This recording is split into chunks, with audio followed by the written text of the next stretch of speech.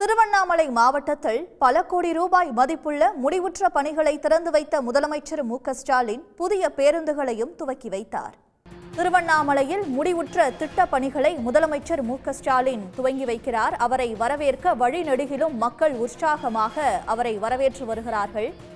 முடிவுற்ற பணிகளை துவக்கி வைத்திருக்கிறார் முதலமைச்சர் மு.க.ஸ்டாலின். 14 முடிவுற்ற பணிகளை முதலமைச்சர் துவங்கி வைத்திருக்கிறார். 63 கோடி ரூபாய் மதிப்பீட்டில் 46 புதிய பணிகளுக்கு அவர் அடிக்கல் நாட்டியுள்ளார். திருவண்ணாமலையில் 24,947 கோடியில் நலத்திட்ட பணிகள் இன்று வழங்கப்பட்டிருக்கிறது. பல முடிவுற்ற பணிகளையும் அதேபோன்று பல புதிய பணிகளுக்கு அடிக்கல் நாட்டியும் முதலமைச்சர் மு.க.ஸ்டாலின் துவக்கி வைத்திருக்கிறார். இது குறித்த கூடுதல் விவரங்களை தருகிறார் செய்தியாளர் கார்த்திக். விவரம். திருவண்ணாமலை மாவட்டத்தில் நாட்களுக்கு கலாய்க்குள்ள வந்ததுல தமிழக முதல்வர் மு.க.ஸ்டாலின் அவர்கள் இன்று காலை 10 மணி அளவில் வேளாண் கண்காட்சியை துவங்கி வைத்துவிட்டு அந்த வேளாண் கண்காட்சி மையத்தில் கருத்தரங்கம் மற்றும் விவசாயிகளும் கருத்தரங்கம் முடித்துவிட்டு திருவண்ணாமலை மாவட்டம் கலைஞர் திடல் அருகே அமைக்கப்பட்டுள்ள விழா மேடை அளவுக்கு வந்திருக்கிறார். தற்போது விழா மேடைக்கு வரும்பொழுது வழிநெடுங்களும் தமிழக முதல்வர் அவர்களுக்கு பொதுமக்கள் உற்சாக வரவேற்பை கொடுத்தனர்.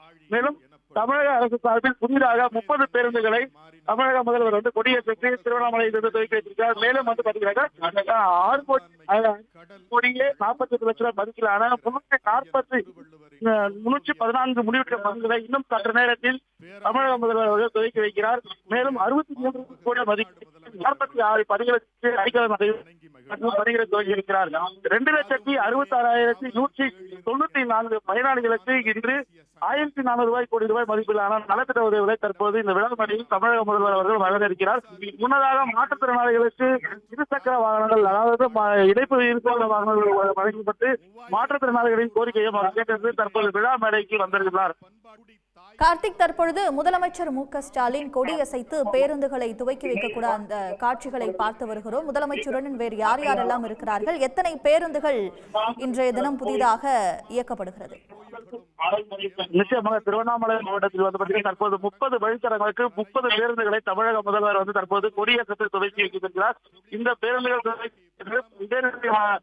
பகுதிகளுக்கு இந்த பேருந்துகள் இயக்க கொண்டு செல்லப்படும் எனவும் அதிகாரிகள் தரப்பில் தெரிவித்தது. மேலும் மகளிர் பேருந்தும் இதில் அடக்கமாக உள்ளது. மேலும் தொடர்ந்து இந்த நிகழ்ச்சியில் தமிழக முதல்வர் மு.க.ஸ்டாலின் அவருடன் பொதுப்பணித்துறை அமைச்சர் ஈராவேலு, பள்ளிக் கல்வித்துறை அமைச்சர் அன்பில் மகேஷ் பொய்யாமொழி மற்றும் மாவட்ட ஆட்சித்தலைவர்கள் மற்றும் முக்கிய சட்டமன்ற கொண்டிருக்கின்றனர். தொடர்ந்து இந்த பேருந்துகளை பல ஆயிரக்கணக்கான மக்கள் பயணித்து வருகின்றனர் தகவல் தெரிவிக்கப்பட்டிருக்கிறது. உடனுக்குடன் செய்திகளை தெரிந்து கொள்ள சன் நியூஸ் பெல் ஐகானை கிளிக் பண்ணுங்க.